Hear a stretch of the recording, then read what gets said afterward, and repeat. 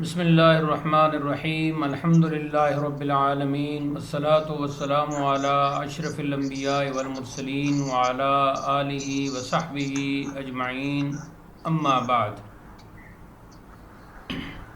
قواعد زبان فارسی اور مشتقات کا بیان چل رہا ہے۔ کل ہم نے اسم فاعل اور اسم مفعول کا بیان پڑھ لیا تھا، اگرچہ اس میں کچھ اور تفاصیل بھی ہیں لیکن وہ پھر آگے جا کر آپ کو معلوم ہو جائیں گی انشاءاللہ۔ آج ہم پڑھیں گے، آغاز کریں گے اسم ظرف سے۔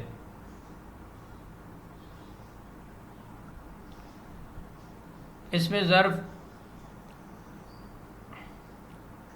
تعریف اس کی یہ ہے کہ وہ اسم ظرف وہ اسم ہوتا ہے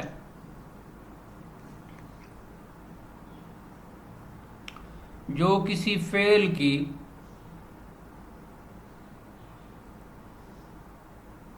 جگہ یا وقت بتائے۔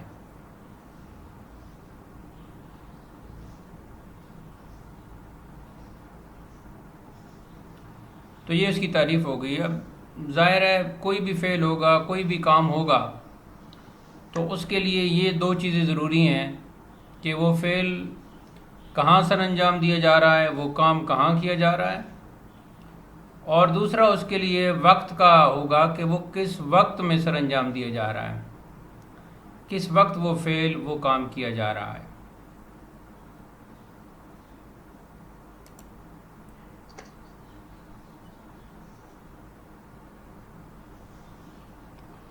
اب اگر مراد فعل کے یا کام کے کا وقت لینا ہو تو اسے کہتے ہیں ظرف زمان۔ اس میں ظرف زمان۔ اور اگر فعل کی مطلوبہ کام کی جگہ کا بتانا ہو تو اسے پھر کہتے ہیں اس میں ظرف مکان۔ تو اس اعتبار سے اس میں ظرف کی دو قسمیں ہو گئیں، نمبر ایک ظرف مکان، نمبر دو ظرف زمان۔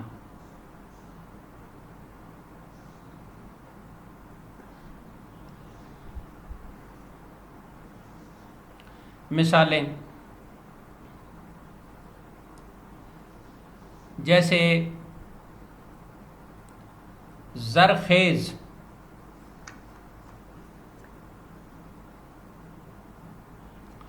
تو بریکٹ میں اس کا معنی لکھیں سونا پیدا ہونے کی جگہ۔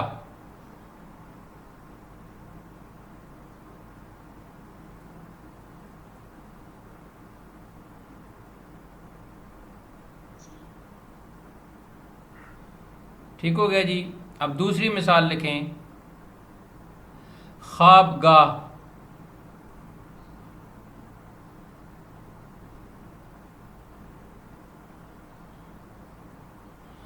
سونے کی جگہ یا سونے کا وقت۔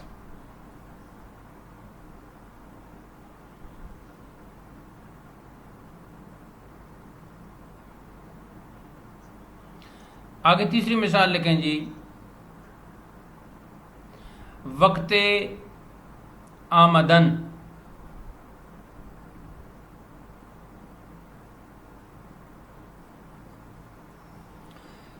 بریکٹ میں معنی لکھیں جی آنے کا وقت۔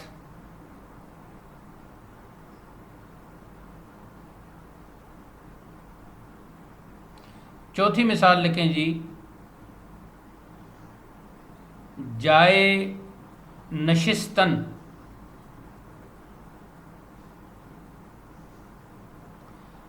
بیٹھنے کی جگہ۔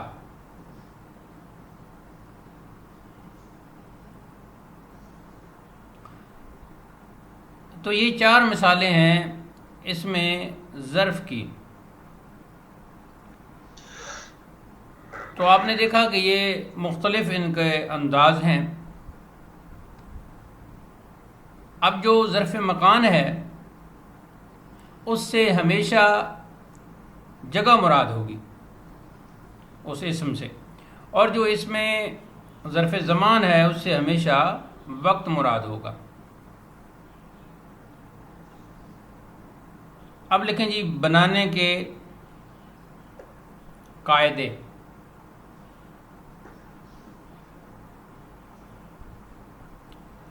نمبر 1،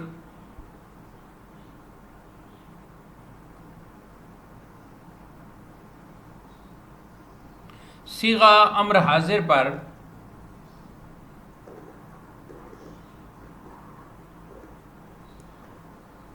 کوئی اسم زیادہ کرنے سے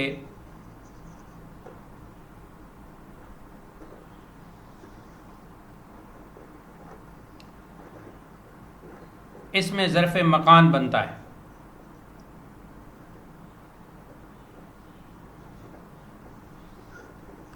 جیسے زرخیز، سونا پیدا ہونے کی جگہ.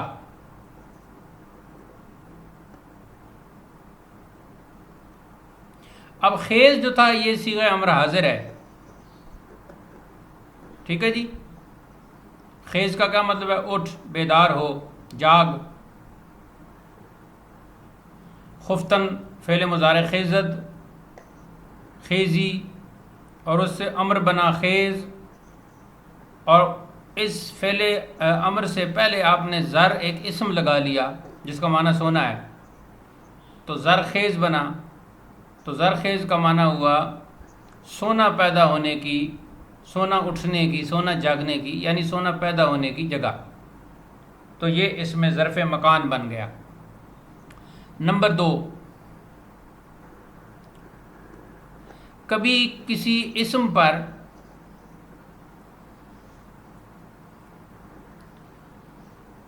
لفظ گاہ کا اضافہ کرتے ہیں.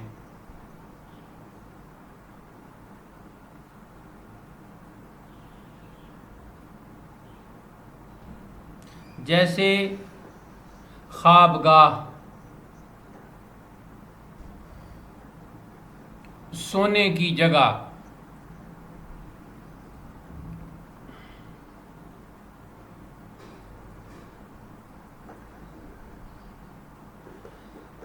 اگلے لکھیں جی نمبر 3، کبھی کسی اسم کے ساتھ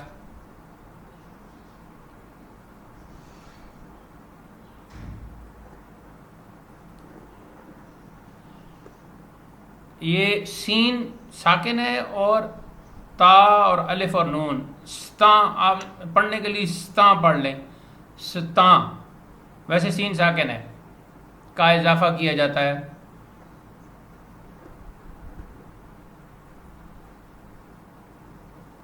جیسے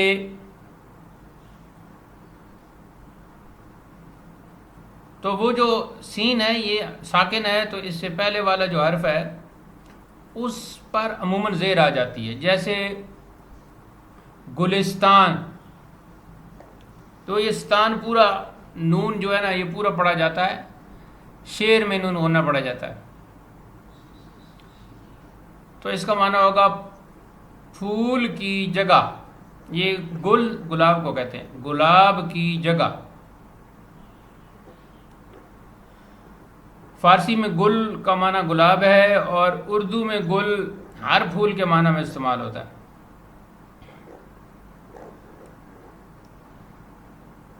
یہاں بھی کل والی بات جو آج کل نہیں، جوڑ کے لکھیں گے، جوڑ کے لکھیں گے.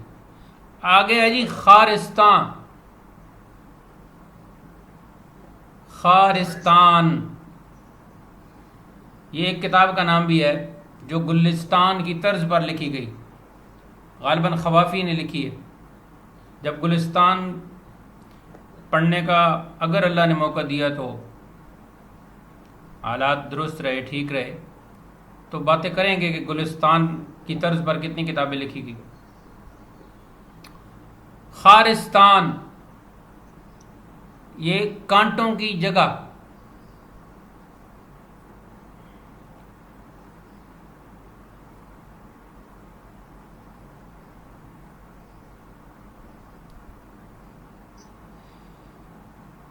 یہ کتنے ہو گئے جی؟ 3 ہو گئے. آگے لکھیں نمبر 4.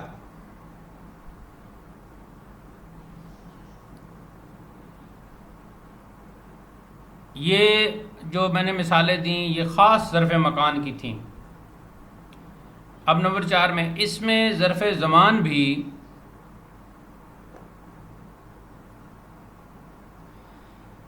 کسی اسم کے ساتھ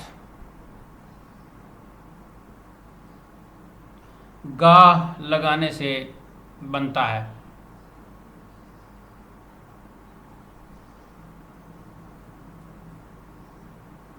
جیسے سحرگاہ، سحر کا وقت یا صبح کا وقت. سحر کے 2 معنی ہیں، ایک سحر اور ایک صبح.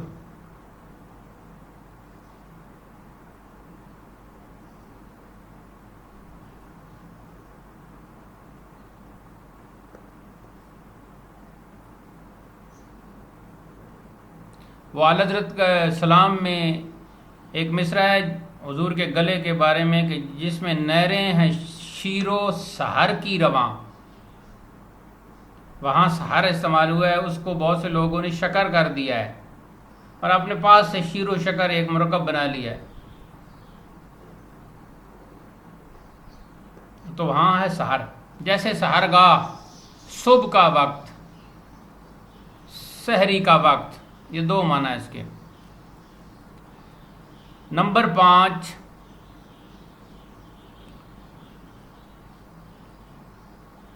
کبھی کسی مصدر پر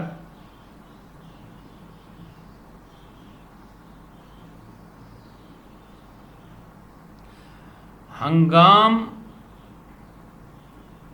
یا وقت کے لفظ کا، اب ان کو آپ اوور لائن یا انڈر لائن کر دیں، ہنگام اور وقت دونوں کو. ہنگام یا وقت کے لفظ کا اضافہ کرتے ہیں. جیسے ہنگام رفتن،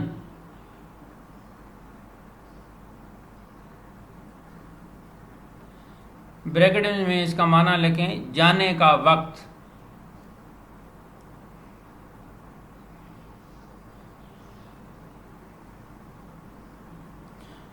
اور اگلی مثال وہی لکھیں جو پہلے لکھوائی ہے وقت کی.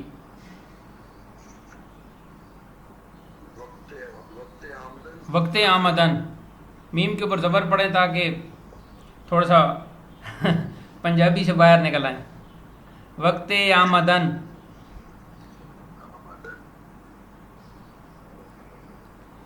یہ کتنے ہو گئے جی؟ 6 قاعدے ہو گئے، اسلوب ہو گئے، 5 ہوئے. تو چھٹے بھی لکھ لیں. کبھی مصدر سے پہلے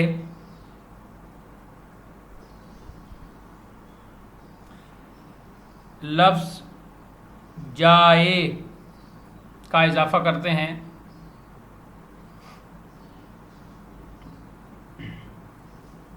جیم الف جا حمزہ اور بڑی یہ جائے کا اضافہ کرتے ہیں تو اس میں ظرف مکان بن جاتا ہے.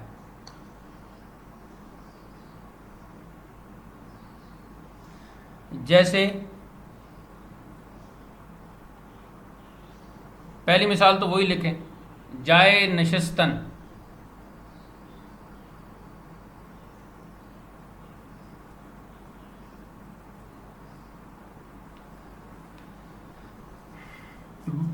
بیٹھنے کی جگہ،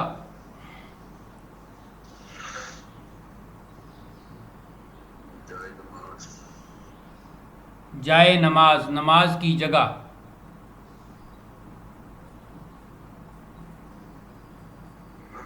اچھا اس کو جا نماز بھی کہتے ہیں، جا نماز بھی کہتے ہیں. تو جا نماز اور جائے نماز میں فرق ہے. ٹھیک ہے جی. جائے نماز تو آج آپ کو پتہ چل گیا اس میں ظرف مکان ہے. اس میں جائے آ گیا نا، جا کا لفظ آ گیا تو ظرف مکان ہے. لیکن جا نماز کا کیا معنی ہوگا؟ جا نماز وہ اصل میں وہ چیز ہے جس کے اوپر آپ نماز ادا کر رہے ہیں نا، وہ ایک اسم بن گیا ہے. ٹھیک ہے جی. تو یہ فرق ہے جا نماز اور جائے نماز میں. جائے نماز ہے نماز کی جگہ، ٹھیک ہے جی. اور وہ جو کپڑا آپ نے بچھا لیا ہے وہ ہے جا نماز.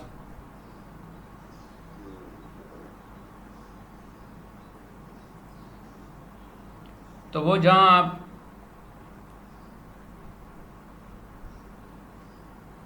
ایک تو وہ پہلے ہوتا تھا ڈی سی ٹھیک ہے جی، اس سے مراد تھی ڈپٹی کمشنر، اور آج کل بھی ڈی سی استعمال ہوتا ہے ڈسکنیکٹ کے معنی میں.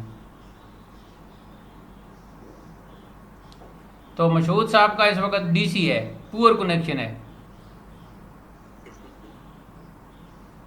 اب آواز آ رہی ہے جی؟ آ رہی ہے. جی. نہ جائے رفتن نہ پائے ماتن شریف محاورہ ہے. یہ جو محاورہ ہے اس میں بھی یہ جو جائے رفتن کا اسلوب ہے یہ اس میں ظرف کا اسلوب ہے. اس میں ظرف نہ جائے رفتن. ہنگام اور وقت جو ہیں یہ دونوں آپس میں مترادف ہیں.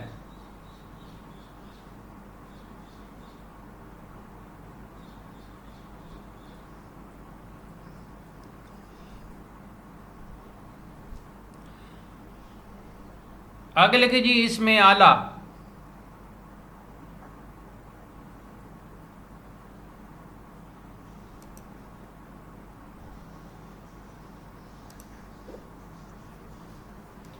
تعریف لکھیں. اس میں اعلیٰ وہ اسم ہوتا ہے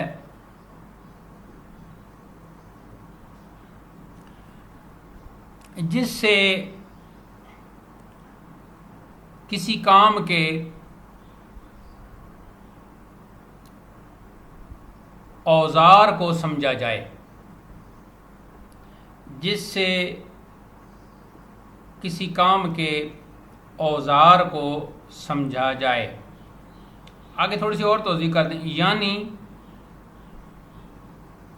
جو کسی فعل یا کام کا واسطہ ہو.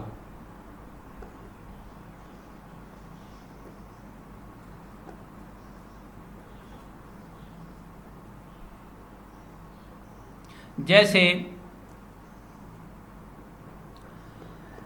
زرکوب سونا کوٹنے کا آلہ.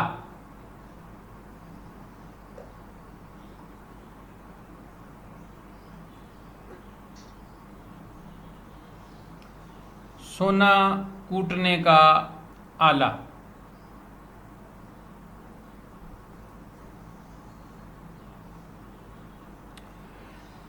بنانے کا قاعدہ.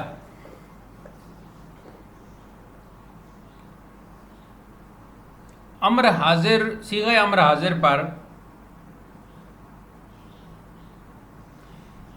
کسی اسم کا اضافہ کرنے سے بنتا ہے.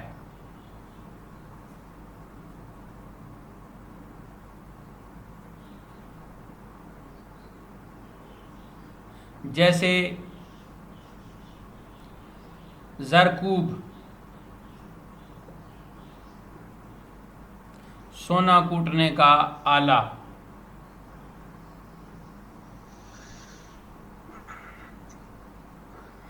اب یہ کوب جو ہے یہ اس سے نکلا ہے کوبیدن. کوبیدن مصدر پڑھا ہے آپ نے کوٹنا، یا پہلے نہیں پڑھا؟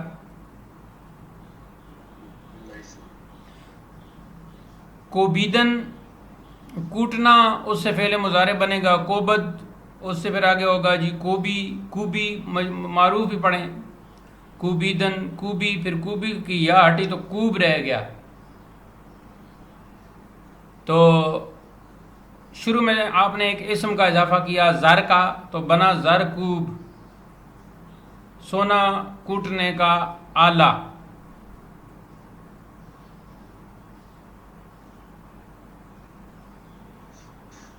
ایک اور بھی اس کا وہ اس سے بنتا ہے، وہ ہے کوبا.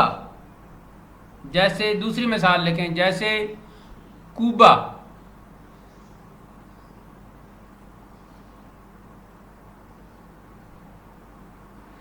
یعنی اب یہ کیا ہوا، کوبا کا معنی ہے مونگری.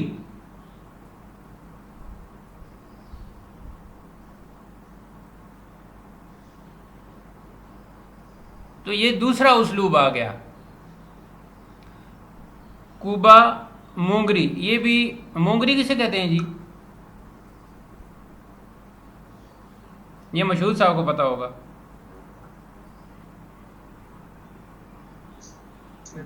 پرانے اور بڑے لوگوں کی اہمیت ہر وقت ہوتی ہے.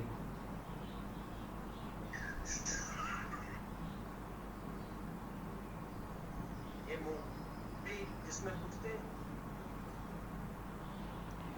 جی پور کنیکشن ہے. اب آپ کا کنیکشن ٹھیک ہو گیا ہے. اب ان کا پور ہو گیا ہے. ہاں جی، جس میں وہ کوٹتے ہیں اپنا حکیم کوٹتے ہیں کسی مسالے کو. نہیں، مونگری پوچھ رہا ہوں. کوبا کا معنی ہے مونگری.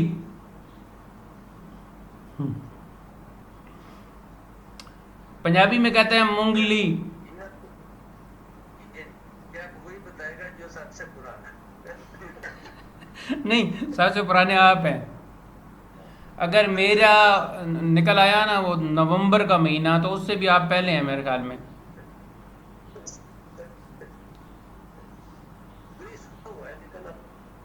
میں تو یہ سمجھ رہا تھا جس میں وہ حکیم کوٹتے ہیں دوائیاں وغیرہ. نہیں، یہ تو کوٹنے کا آلہ ہے. کوبا خود کوٹنے کا آلہ ہے. یہ مونگری یا جس سے کوٹتے ہیں. ہاں جی، جس سے کوٹتے ہیں وہی کوبا ہے، لیکن وہ مونگری ہے. مونگری کو پنجابی میں مونگلی کہتے ہیں.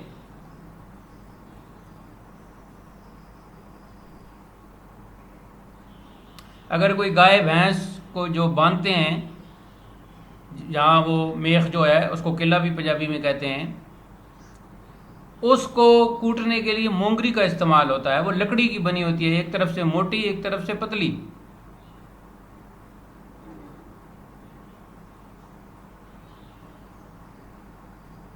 تو یہ کوبا کا معنی مونگری ہے. تو یہ کیسے بنا جی؟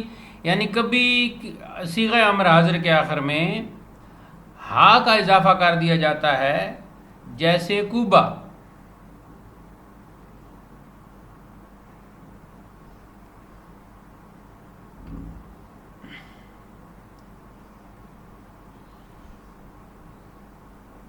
آگے لکھیں جی تیسری مثال، جاروب.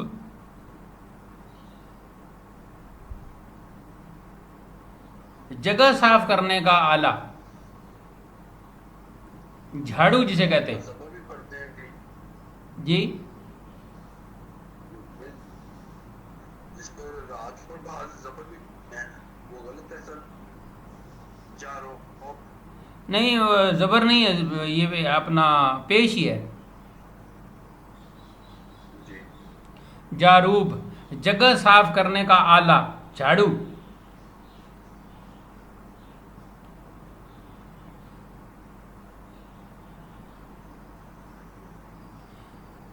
تو یہ دو مثالیں ہو گئیں صیغہ امر حاضر پر کسی اسم کا اضافہ کرنے والی، اور ایک مثال ہو گئی صیغہ امر حاضر کے آخر میں ہا کا اضافہ کرنا. یہ دو اسلوب ہیں اسم اعلیٰ کے. اب لکھیں جی نمبر 3،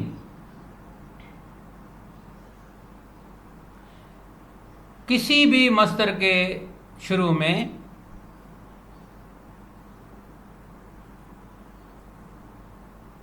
لفظ اعلیٰ لگا دینے سے اسم اعلیٰ بن جاتا ہے.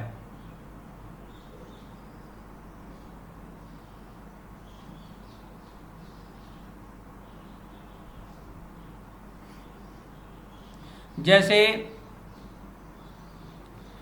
آلہ نوشتن، لکھنے کا آلہ.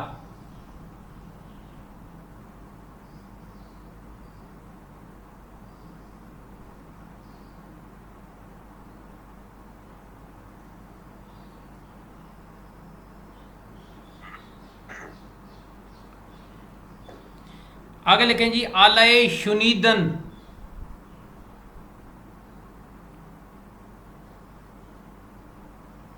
سننے کا آلہ،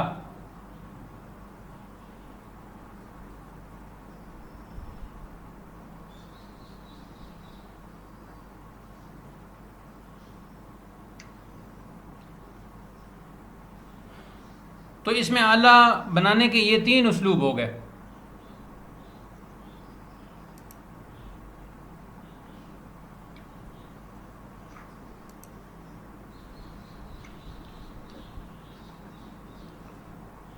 اب میرا کنیکشن تو ٹھیک ہے، لیکن آپ کا جو ہے نا وہ بار بار پور ہوتا ہے، بار بار پور کنیکشن ہے۔ اچھا جی، آگے لکھیں جی حاصل مصدر،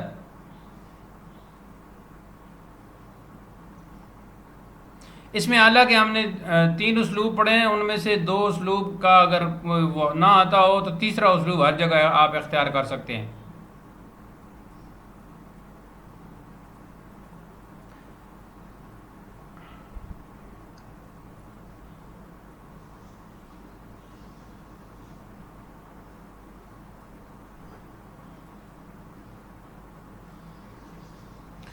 حاصل مصدر کی تعریف لکھیں جی، حاصل مصدر وہ اسم ہوتا ہے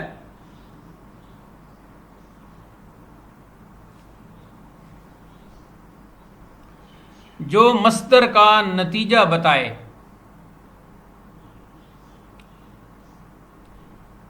یعنی جس سے مصدر کی کیفیت سمجھی جائے۔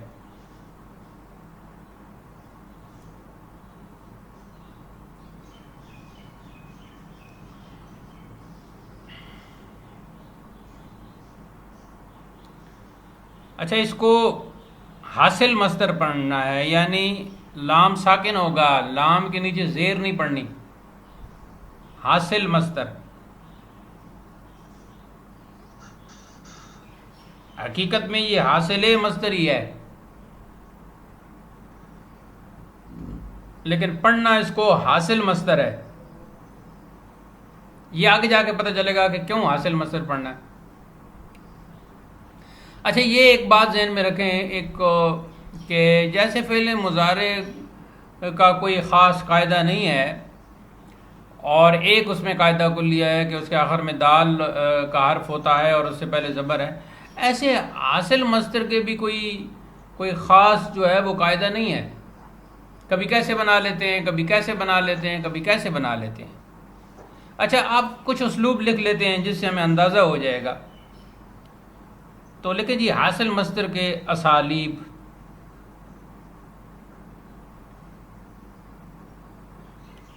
نمبر 1،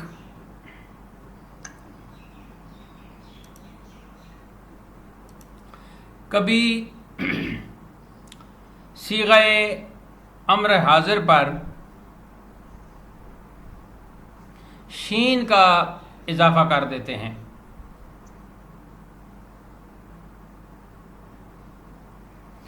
جیسے دان سے دانش،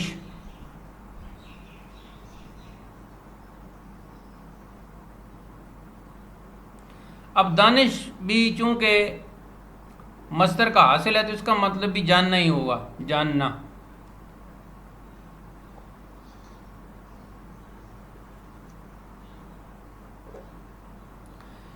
آگے لکھیں جی نمبر 2،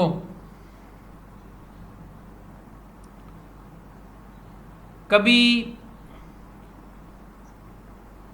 صیغہ امر حاضر پر یا کا اضافہ کر دیتے ہیں، تو اس کو سمجھنے کے لیے چھوٹی یا لکھ دیں، چھوٹی یا کا اضافہ کر دیتے ہیں،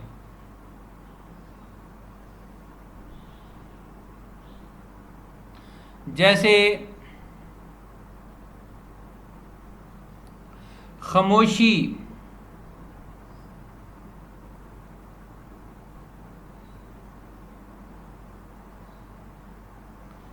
دوسری مثال لکھیں جی خرد مندی،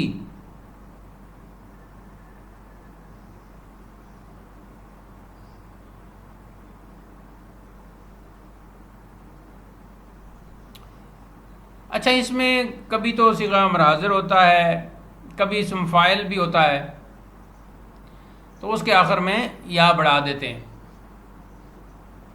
اب خیرات مند جو ہے اسم فاعل ہے نا، تو اس کے آخر میں بھی یا کا اضافہ ہوگا. خیرات مندی یعنی عقل کا ہونا.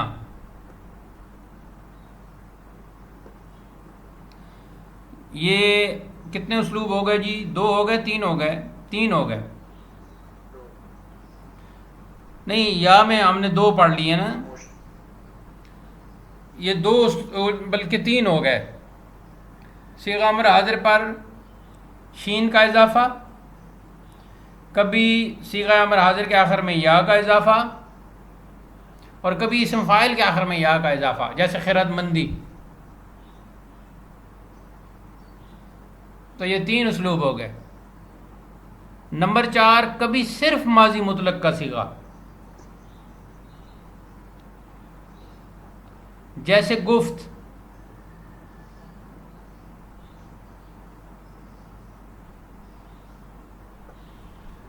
یعنی گفت ویسے تو فعل ماضی مطلق کا صیغہ تھا نا، لیکن کبھی اس کو حاصل مصدر بھی بنا لیتے ہیں. گفت کا معنی کیا ہو گیا؟ گفتگو کرنا.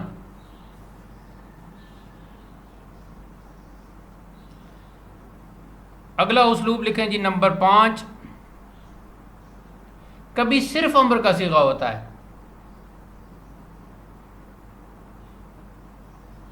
جیسے آزار.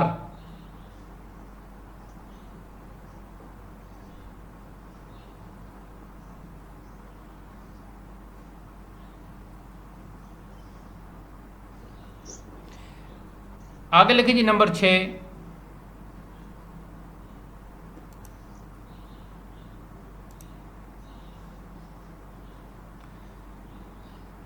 کبھی صیغہ امر حاضر کے آخر میں الف کاف کا اضافہ کرتے ہیں، جیسے خور سے خوراک.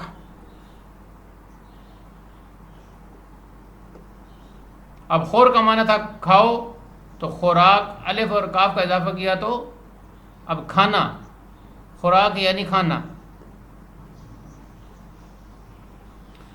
اسی کی ایک اور مثال لکھ لیں، پوشاک. یہ پوش فعل امر تھا تو اس کے ساتھ الف اور کاف کا اضافہ ہوا، پہننا.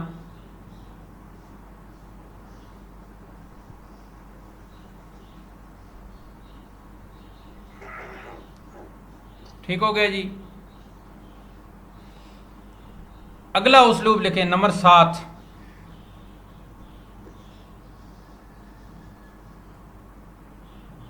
کبھی فعل صیغہ امر کے ساتھ کے شروع میں کسی عام اسم کا اضافہ کر دیتے ہیں،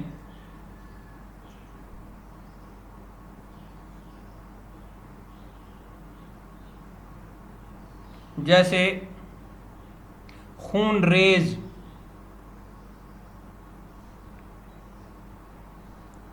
اب ریز فعل امر تھا، شروع میں خون اسم آ گیا.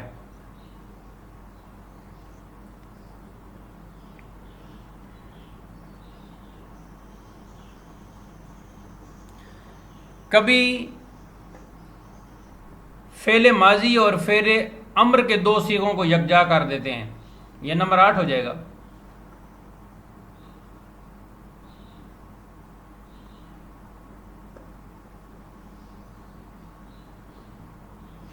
جیسے گفتگو.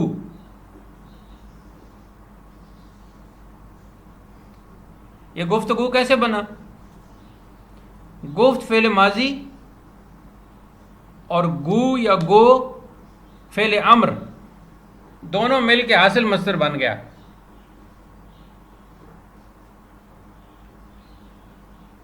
اسی کی ایک اور مثال لکھیں، جستجو.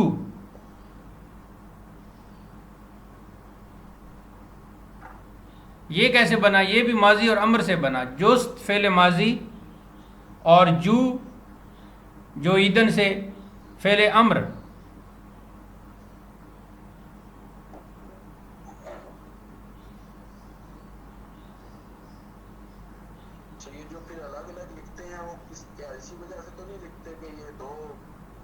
فارسی کے مل رہے ہیں. لیکن بن تو ایک رہا ہے نا, تو پھر الگ الگ لکھنے کی کوئی توقع نہیں بنتی. یہ حاصل مصدر بن رہا ہے, ایک چیز بن رہی ہے آخر میں. ماضی اور امر اس میں رہا ہی نہیں, حاصل مصدر بن گیا ہے. یہی ان کی نادانی ہے, جہالت ہے جیسے وہ ان لوگوں کی. جیسے وہ نقش بندی. ہاں, یہ جو لوگ ہیں نا, یہی تو ان کی جدید لوگوں کی جہالت ہے. رشید حسن خان ہوں یا اس کو ماننے والے ہوں, ان جاہلوں سے کوئی پوچھے کہ تم جب علیحدہ لکھو گے تو یہ ماضی اور امر بن جائے گا, اکٹھا لکھو گے تو حاصل مصدر بنے گا. بالکل صحیح. تو یہ جو نقش ہوتے ہیں نا, نقش یعنی امیجز آف ورڈز آپ اسے کہہ لیں, یہ جو لفظوں کے نقوش ہوتے ہیں, یہ بھی طے شدہ چیز ہوتی ہے. خطاطوں نے طے کیا ہے کہ کون سا لفظ اس کا کیسا امیج بنانا ہے, کیسا نقش بنانا ہے, تاکہ وہ طے ہو جائے. اگر ہم اس طرح کی باتیں کریں گے تو اس کا مطلب ہوگا کہ معاذ اللہ پہلے جو خطاط گزرے ہیں لکھنے والے, انہیں نقوش کا پتہ ہی نہیں تھا, انہوں نے کچھ طے ہی نہیں کیا. جبکہ ہم یہ بھی کہتے ہیں کہ ہر شعبے میں جو کچھ ہونا تھا وہ ہو چکا.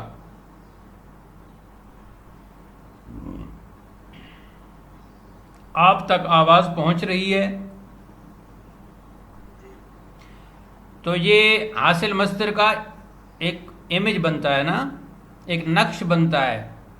یعنی جب حاصل مصدر بن گیا نا گفتگو, تو پھر گفت اور گو دونوں ختم ہو گئے. یہ تو صرف آپ کو سمجھانے کے لیے بتایا جا رہا ہے کہ یہ نقش بنا کیسے. جیسے کوئی آپ کو کہے کہ حلوہ بنا کیسے, تو سوجی کا الگ بتائے, چینی کا الگ بتائے, اور گھی کا الگ بتائے. تو یہ تو ہے اس کے اجزاء بتانا. ٹھیک ہے جی. اب اگر آپ حلوہ کی جگہ یوں کرنا شروع کر دیں, چینی, سوجی, گھی, ٹھیک ہے جی, جو الگ الگ لکھتے ہیں وہ ایسے ہی کرتے ہیں کہ جیسے وہ یہ کہنے کے بجائے کہ حلوہ پلیٹ میں ڈالو, وہ کہیں گے چینی, سوجی, گھی پلیٹ میں ڈالو.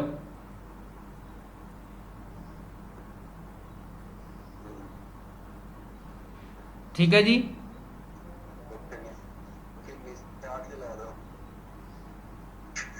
آواز پہنچ رہی ہے؟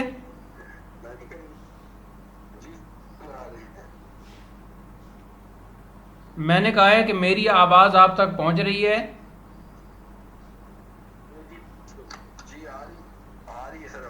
جی, میں کہہ رہا ہوں کہ اگر کوئی کہے کہ حلوہ پلیٹ میں ڈالو, تو جو الگ الگ لکھتے ہیں اس کا مطلب یہ ہوگا چینی, سوجی, گھی پلیٹ میں ڈالو.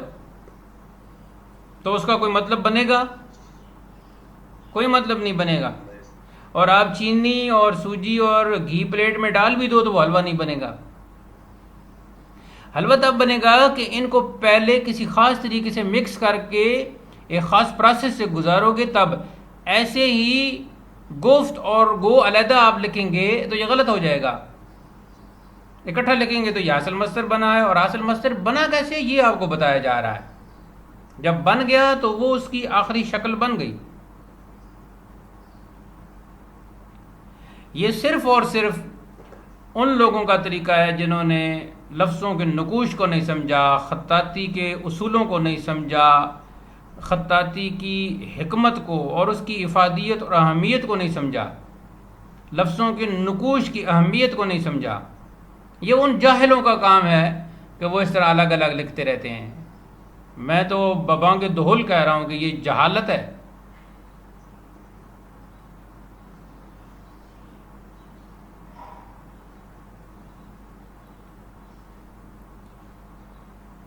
وہ ایک اور طریقہ بھی ہے. پھر تو آپ ہر لفظ کو ماضی لکھنا ہے تو میم الگ, الف الگ, ضاد الگ, یا الگ. تو اس طرح تو پھر کھیل ہی بنا رہے گا. اور لفظوں کے جب آپ نقوش ختم کر دیں گے تو پھر حروف رہ جائیں گے. اب الگ الگ آپ حروف لکھیں جیسا کہ تعویذ میں بھی لکھا جاتا ہے, تو وہ کیسے پھر سمجھ آئے گا کسی کو؟ ٹھیک ہے جی. جب بھی کوئی آپ کا نام لکھتا ہے تو سا الگ، الف الگ، کاف الگ، با الگ لکھ کے کہتا ہے آگے، کہتا ہے کیا حال ہے جی. اور کیا حال ہے میں بھی کاف الگ، یا الگ، الف الگ، حال میں ہا الگ، الف الگ، لام الگ. ستیہ ناس ہو جائے گا نقوش الفاظ کا. ان جاہلوں سے کوئی پوچھے کہ تم ماضی اور امر کو گفتگو میں الگ الگ لکھتے ہو تو ان کے ملنے سے جو حاصل مصدر بنا ہے اس کی شکل کیا ہے؟ دیکھیں جی، الگ الگ سوجی اور چینی رکھی، گھی رکھی، تو الگ تین ان کے نقش تھے، رنگ تھے، اوصاف تھے. جب وہ ملے تو حلوہ بنا، تو اب اس حلوے کی شکل الگ ہوگی. اس میں پھر وہ سوجی گھول کے بنایا تو وہ الگ، بھون کے بنایا تو وہ الگ، مکھڈی بنایا تو وہ الگ. پشاوری سٹائل میں الگ بنتا ہے، کراچی والے الگ بناتے ہوں گے، انڈیا کا اپنا سٹائل ہے، روٹی کے ٹکڑوں کا الگ ہے اور گندم کے دانوں کا الگ ہے.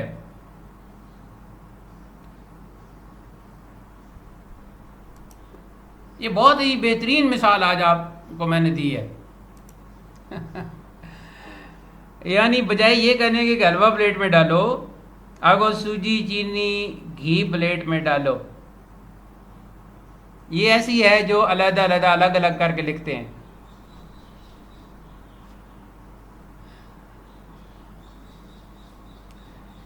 آگے ہے جی مشتقات میں آخری.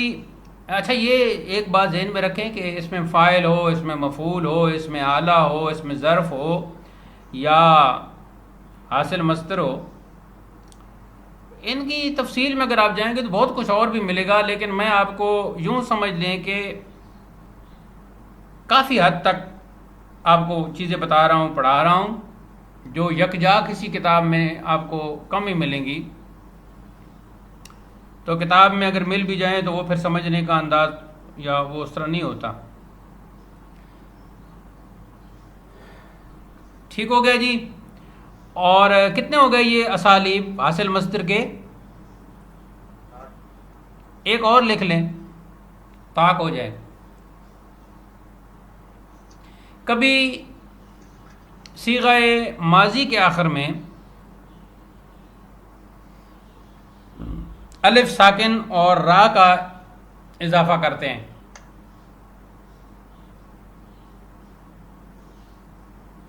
جیسے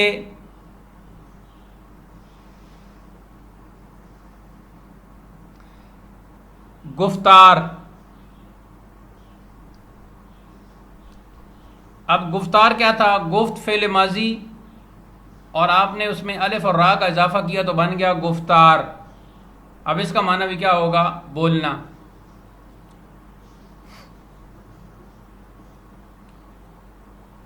اسی طرح کی اور مثال لکھ لیں، رفتار. رفت فعل ماضی اور آپ نے الف اور را کا اضافہ کیا تو بن گیا رفتار. اب اس کا معنی کیا ہوا؟ چلنا. اب رفتار تیز بھی ہو سکتی ہے، رفتار آہستہ بھی ہو سکتی ہے. خاص کر آج تو نیٹ کی رفتار بہت آہستہ ہے. آہستہ بھی فارسی ہے.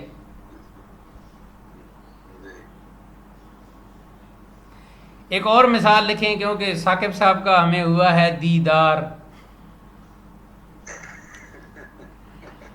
تو یہ دید فعل ماضی اور ساتھ الف اور را کا اضافہ، دیدار.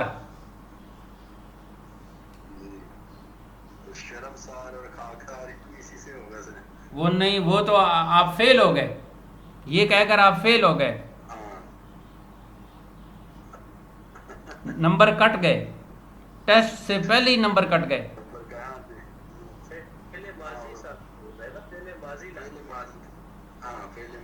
جو ٹیسٹ آئندہ ٹیسٹ ہوگا اس میں سے آپ کے نمبر کٹ گئے پہلے ہی. اس سے پتہ چلتا ہے کہ آپ کسی اور کے پاس پڑھ رہے ہیں. اگر میرے پاس پڑھ رہے ہیں تو بہت آپ کے نمبر کٹ گئے آج. ایک زبر کی اور ایک زیر کی اور ایک پیش کی غلطی جو ہے نا وہ ہماری برداشت سے باہر ہے. ٹھیک ہے جی. تو آخری میں نے مثال لکھوائی ہے دیدار. دید فعل ماضی اور ہم نے الف اور را کا اضافہ کیا. دیدار کا کیا معنی ہوا؟ دیکھنا، یعنی دیکھنے کا عمل، دیکھنے کی کیفیت.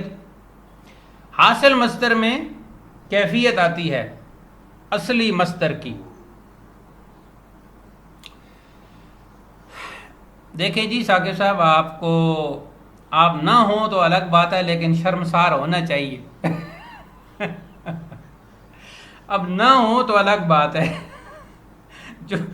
جو لفظ آپ نے استعمال کیا ہے نا، وہی ہم نے آپ کے لیے استعمال کیا ہے کہ وہ اسم فاعل ہے اور اسم مفعول بھی بن جائے گا. ایک ہے شرم والا، اور اگر اس کے اندر وہ کیفیت موجود ہے تو پھر وہ فعل اس پہ مکمل واقع ہو گیا. تو اس سے پتہ چلا کہ آخر کی الف اور را کو نہیں دیکھنا، بات کو سمجھنا ہے. جیسے مشہور صاحب نے کہا کہ شروع میں فعل ماضی ہوگا، فعل ماضی کے آخر میں جو الف اور را کا اضافہ ہوگا وہ بنے گا حاصل مصدر. چلیں جی، اب مشتقات کی آخری قسم پڑھتے ہیں، پھر وقت کم ہے. اس میں حالیہ، یہ 7ویں قسم ہے.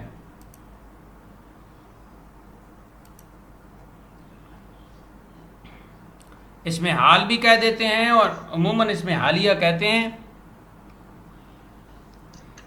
اس کو پہلے سمجھ لیں کہ یہ دراصل کام کرنے والا یعنی جو فاعل ہے اور جس پر کام واقع ہو رہا ہے یعنی جو مفعول ہے، دونوں کی کیفیت کو بیان کرتا ہے یہ اسم.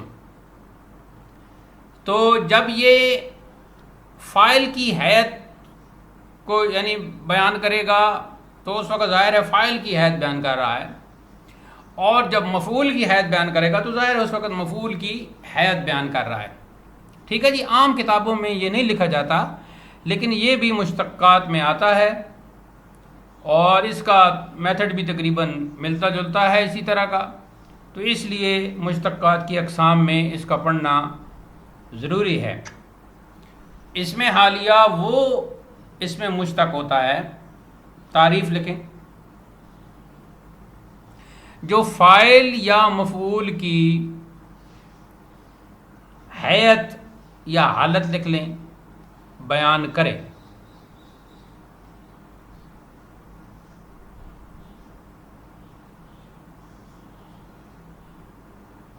بنانے کا قاعدہ: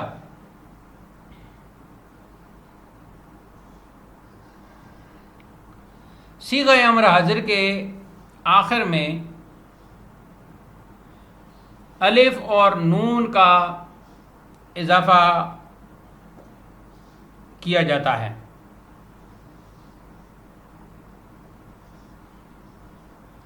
جیسے اب فعل امر ہے جی بخند، تو با ہٹ گئی زینت والی، تو پیچھے رہ گیا خند.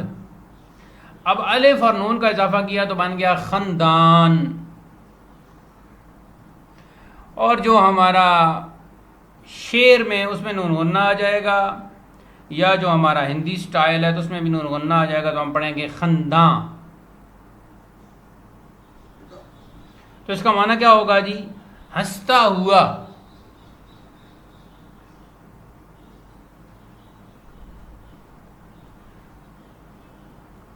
آگے دوسری مثال لکھیں جی، گریاں. گریان، اور ہندی سٹائل میں نون غنہ آئے گا اور شعر میں بھی نون غنہ آئے گا. گریاں، روتا ہوا.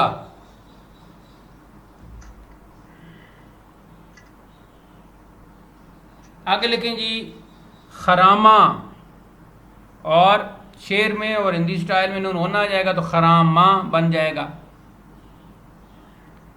ٹہلتا ہوا، یہ خرامیدن سے ہے، ٹہلتا ہوا. جب کوئی مٹک مٹک کے چل رہا ہو، ٹہل ٹہل کر آ رہا ہو، تو آپ اسے کہتے ہیں کہ وہ خرامہ خرامہ آ رہا ہے. ٹھیک ہے جی. اور جب کوئی خوشی سے سبق پڑھ رہا ہو تو آپ کہیں گے وہ خنداں خنداں پڑھ بھی رہا ہے اور خنداں خنداں لکھ بھی رہا ہے۔ اور جسے سمجھ نہ آ رہا ہو قواعد کا یعنی سمجھنا، تو وہ پھر گریاں گریاں